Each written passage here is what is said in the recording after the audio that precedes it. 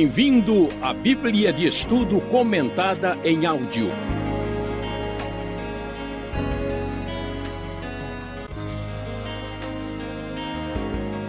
Estudo 55, baseado em Êxodo 21 a 23. Acabamos de ver nos capítulos anteriores, Deus faz uma aliança com Israel, a famosa aliança sinaítica, quando ele apresenta os 10 mandamentos e exige de Israel um comportamento através das suas exigências, das suas estipulações, para que o povo tivesse um procedimento correspondente ao Deus verdadeiro. E o que vamos ver aqui é que esse Deus Santo, que se revela como Deus poderoso, como um Deus magnificente, como um Deus cheio de santidade, na sua relação de parceria ou de aliança com Israel, ele exige justiça. Por isso, como um detalhamento dos princípios esboçados no capítulo 20, nós vamos ver que os próximos capítulos vão ser repletos de leis. E que tipo de leis? Leis que manifestavam a necessidade de santidade, leis que manifestavam a necessidade de justiça dentro da sociedade que estava em aliança com Deus. Um Deus santo produz um povo santo que deve manifestar justiça como consequência da santidade divina, e uma lei também que favorecia os necessitados, os mais pobres, aqueles desfavorecidos, impedindo que houvesse uma exploração do homem pelo próprio homem. Então nós vemos uma introdução ao assunto no final do capítulo 20, e no capítulo 21 nós temos em primeiro lugar, depois de falar sobre a lei do altar do Senhor no final do 20, a lei é sobre os escravos hebreus. Então o nosso querido ouvinte do Rota 66 pode acompanhar, veja a leitura na NVI, Êxodo 21 diz: se você comprar um escravo hebreu, ele o servirá por 6 anos, mas no 7º ano será liberto sem precisar pagar nada. Se chegou solteiro, solteiro receberá liberdade, mas se chegou casado, sua mulher irá com ele. Se o seu senhor lhe tiver dado uma mulher, e essa lhe tiver dado filhos ou filhas, a mulher e os filhos pertencerão ao Senhor, somente o homem sairá livre. A ideia era lidar com a questão do hebreu que fosse escravo. Um pouco mais para frente, nós temos leis sobre violência e sobre acidentes. Algumas delas merecem ser mencionadas. Quem agredir o próprio pai ou a própria mãe terá que ser executado. Aquele que sequestrar alguém e vendê-lo ou for apanhado com ele em seu poder terá que ser executado. Quem amaldiçoar seu pai ou sua mãe terá que ser executado. A lei separava, por exemplo, se alguém feria ou matava alguém intencionalmente ou por acidente. Por isso, um pouquinho mais para frente, nós vamos ver no versículo 28, conforme a NVI, se um boi chifrar um homem ou uma mulher, causando-lhe a morte, o boi terá que ser apedrejado até a morte, e a sua carne não poderá ser comida, mas o dono do boi será absolvido. Se todavia o boi costumava chifrar, e o dono, ainda que alertado, não manteve preso, e o boi matar um homem ou uma mulher, o boi será apedrejado e o dono também terá que ser morto. Caso, porém, lhe peçam um pagamento, poderá resgatar a sua vida pagando o que for exigido. Essa sentença também se aplica no caso de um boi chifrar um menino ou uma menina. E então vamos ver os princípios de justiça e de respeito se estabelecendo na sociedade israelita quando recebe a aliança com Deus ali no Sinai. Capítulo 22 prossegue agora falando de leis com respeito à propriedade e como ela deveria ser protegida. Se alguém roubar um boi ou uma ovelha e abatê-lo ou vendê-lo, terá que restituir 5 bois pelo boi e 4 ovelhas pela ovelha. Se o ladrão que for pego arrombando for ferido e morrer, quem o feriu não será culpado de homicídio, mas se isso acontecer depois do nascer do sol, será culpado de homicídio. Se um fogo se espalhar e alcançar os espinheiros e queimar os feixes recolhidos, ou o trigo plantado, ou até a lavoura toda, aquele que iniciou o incêndio restituirá o prejuízo.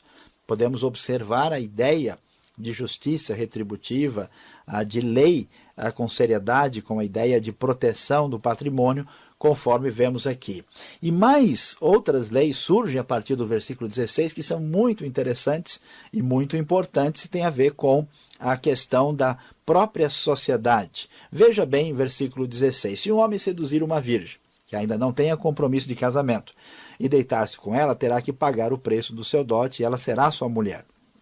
Mas se o pai recusar-se a entregá-la, ainda assim o homem terá que pagar o equivalente ao dote das virgens. Não deixem viver a feiticeira.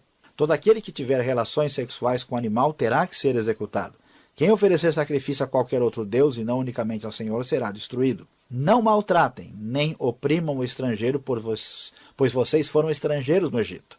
Não prejudiquem as viúvas nem os órfãos, porque se o fizerem e eles clamarem a mim, eu certamente atenderei ao seu clamor. Com grande ira matarei vocês à espada, suas mulheres ficarão viúvas e seus filhos órfãos. E o texto ainda vai nos dizer mais no versículo 25. Se fizerem empréstimo a alguém do meu povo e a algum necessitado que vive entre vocês, não cobrem juros dele. Não emprestem visando lucro. Se tomarem como garantia o manto do seu próximo, devolvam-no até o pôr do sol, porque o manto é a única coberta que ele possui para o corpo, em que mais se deitaria?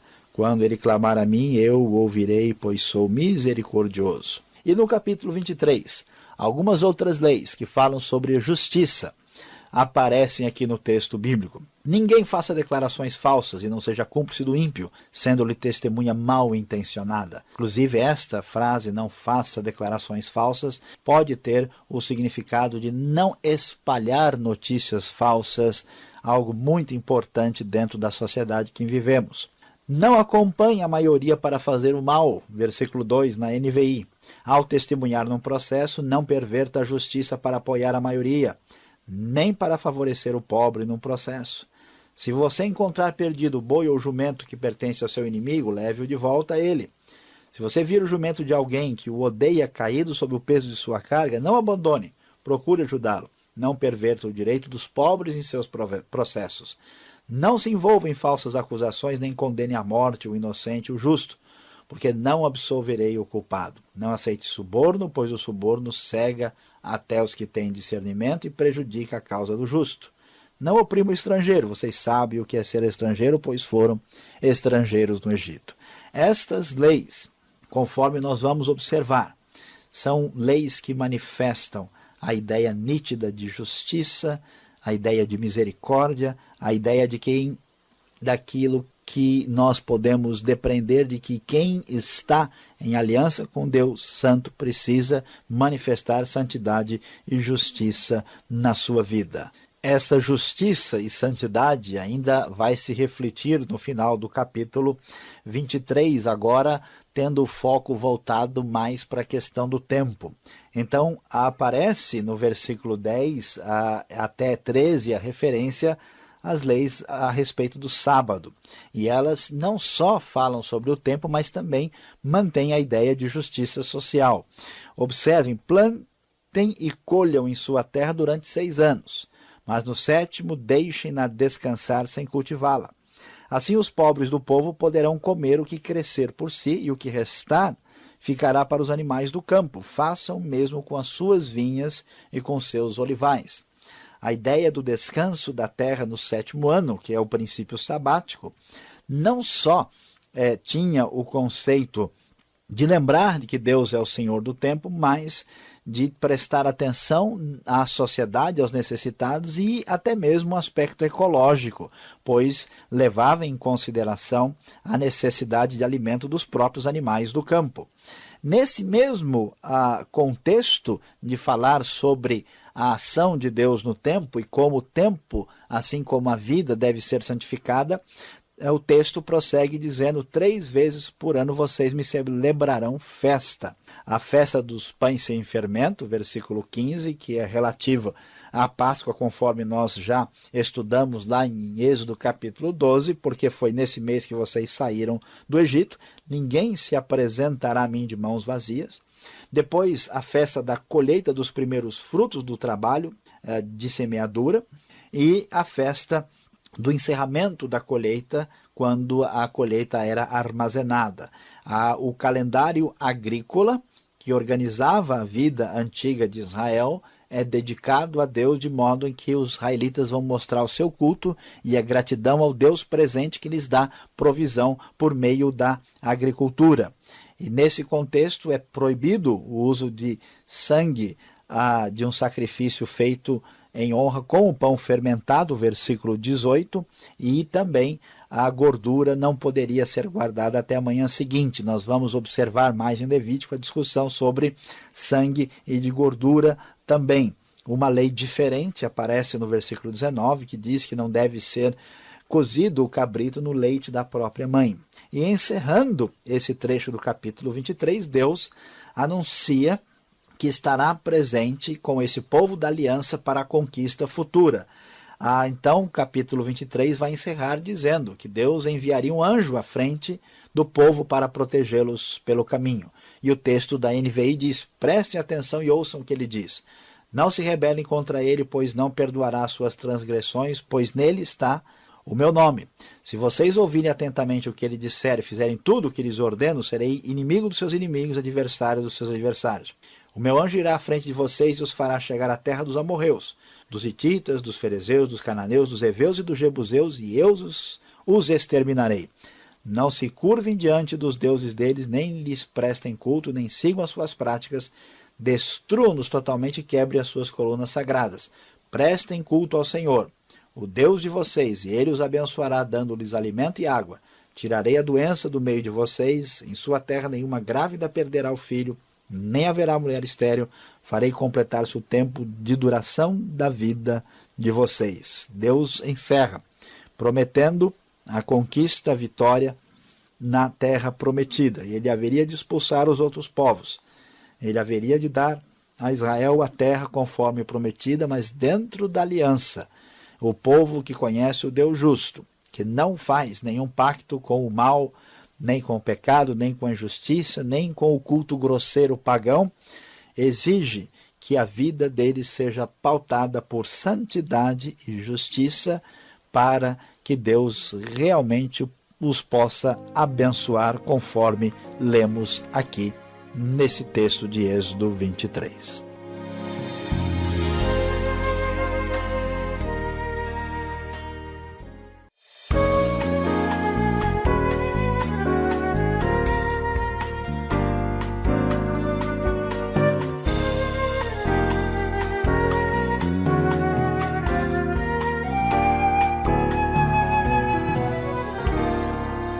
Ok, Sayão, chegando agora com a segunda parte do programa e as perguntas. E olha, lendo Êxodo 21 até 23, a gente começa a ver quantas coisas importantes e que fazem sentido até nos dias de hoje. Agora, o que chama atenção é a escravidão, Sayão. Dá para falar sobre isso? Deus aceita essa modalidade, esta prática? Pois é, Alberto, o que é estranho aqui para o ouvinte, para todos nós, é por que tem uma lei para escravos hebreus? A impressão que dá é que Deus concorda com isso. O que a gente precisa entender é que Deus trata com o povo mais ou menos como um médico vai tratar com o doente, né? O médico tem que pegar o doente na situação em que ele se encontra. Então, assim, a escravidão, ela era uma realidade no Oriente Antigo. E era uma coisa que todo mundo fazia e praticava. O que a gente vai descobrir é que em Israel, a lei de proteção ao escravo, ela é extremamente superior, mais justa e preocupada com o abuso e a exploração do escravo, como qualquer outra lei. Nenhuma outra lei era semelhante no Antigo Oriente. Isso mostra como Deus está pegando o povo de uma situação para caminhar numa outra direção. No Novo Testamento isso vai chegar a um estágio ainda superior e finalmente o conceito cristão de ser humano vai condenar a escravidão plenamente. Então não é que Deus aceita, Deus agiu no meio de uma situação, de uma sociedade onde isso acontecia. Tá certo. O capítulo 21 de Êxodo, verso 22, dar à luz prematuramente, diz aqui. Mas há outras traduções vão falar até em aborto. É isso mesmo? É aborto? Como nós vamos entender uma passagem difícil assim? O texto vai dizer para nós o seguinte: se dois homens brigarem e atingirem uma mulher grávida, e acontecer o quê? Literalmente, o hebraico diz acontecer que a criança sair. Então não está dizendo, não está escrito na língua original que a criança abortou. Por isso que a NVI, olhando o hebraico, não incluiu isso. A ideia da criança sair por causa de uma briga é a ideia de que ela saiu antes do tempo. O texto não diz se ela saiu viva ou não viva. E então, por causa da sequência, que o texto diz que e não for um caso de um dano mais sério, a impressão que dá é mais que ela vai nascer antes do tempo, né? E não uma ideia diretamente voltada para aborto. Mesmo que alguém pudesse entender isso como aborto, não pode ser entendido como muitas pessoas entendem hoje. Seria um aborto involuntário, acidental, e não alguém que quis tirar a vida do próprio filho. Então aqui dá para realmente descobrir o significado do texto, e esse texto de modo nenhum vem a legitimar ou a aceitar a possibilidade de aborto conforme a sociedade muitas vezes hoje entende. Tá certo. Agora, andando um pouco mais, no verso 24 desse mesmo capítulo, olho por olho. Já saiu até música sobre isso, né? Olho por olho, dente por dente. Isso não é justiça com as próprias mãos? Olha, quando a gente lê assim, superficialmente, parece que é, mas não é bem assim. O que é justiça com as próprias mãos? É quando a pessoa vai lá resolver, né, a disputa, o problema, a contenda, como se ele pudesse ser o próprio juiz. A ideia do olho por olho, dente por dente, é exatamente para evitar isso, porque ninguém devolve olho por olho. A pessoa devolve olho por cabeça, né? Devolve pé por trator, né? Ele faz muito além do que a pessoa realmente fez para ele, né? A pessoa leva um chute no futebol no campo, ele devolve 4, né? Então, a justiça retributiva, ela tentava estabelecer o princípio de justiça e de coerência no tratamento. E a pessoa não podia aplicar isso sozinho. Há texto que diz até que eles tinham que se colocar perante os juízes para resolver certas demandas. Claro que a justiça retributiva não vai conseguir resolver todos os problemas. Nós vamos ter um desdobramento disso mais tarde, mas o princípio, a ideia era ser justo de maneira equitativa diante de uma disputa, de um problema com outra pessoa. Falando nisso, eu lembro, né, sobre se jogar futebol é pecado, né?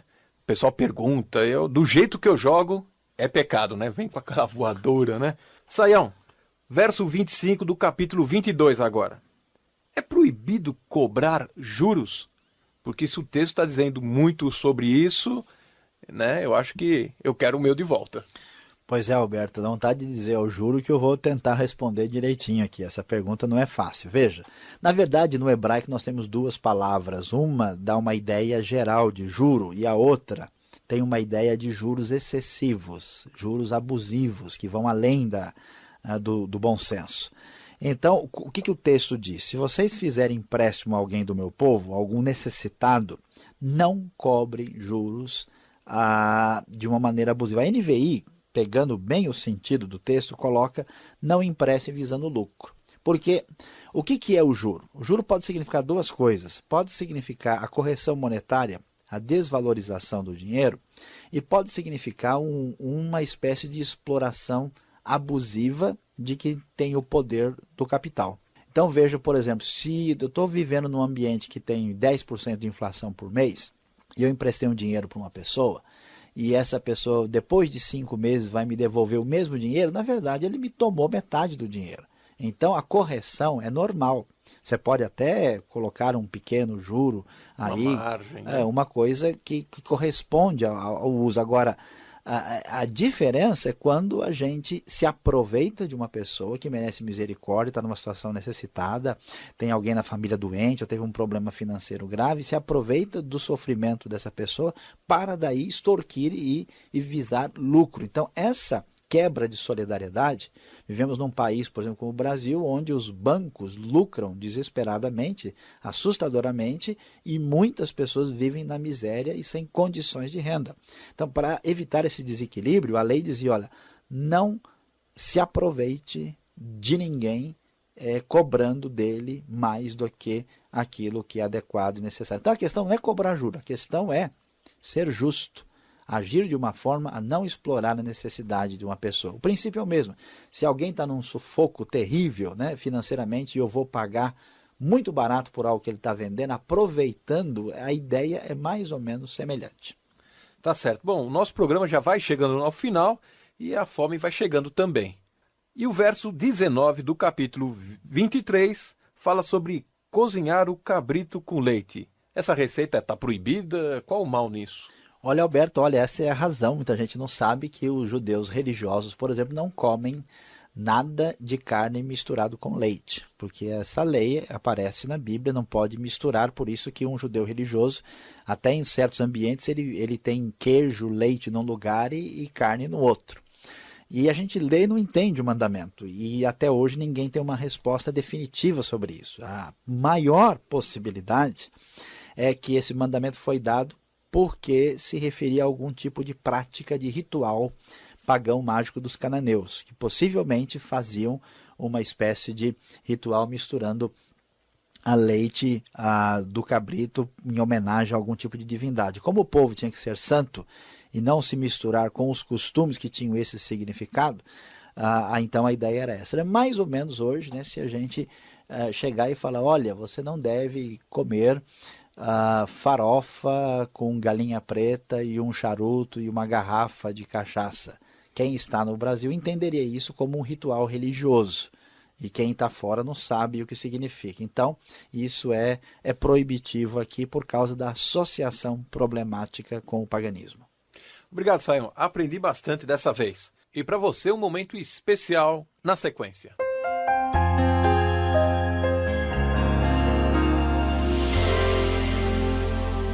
O Deus Santo exige justiça, foi o que aprendemos aqui em Êxodo de 21 até 23. E qual é a grande lição, a aplicação para a nossa vida nesses capítulos que falam das leis estabelecidas por Deus no contexto da aliança? Fé verdadeira tem que ser na prática. Não adianta a pessoa dizer que crê em Deus, não adianta a pessoa dizer que Deus é maravilhoso ou falar que Ele é santo e que gosta muito dele. A importância real da sua fé se manifesta na vida prática. Quando Deus fez aliança com o povo, para demonstrar que essa aliança era verdadeira, o povo deveria obedecer e mostrar justiça e santidade na sua própria vida. Meu querido ouvinte, preste bem atenção, mostre a sua relação com Deus na sua vida. Lembre-se, fé verdadeira tem que ser na prática.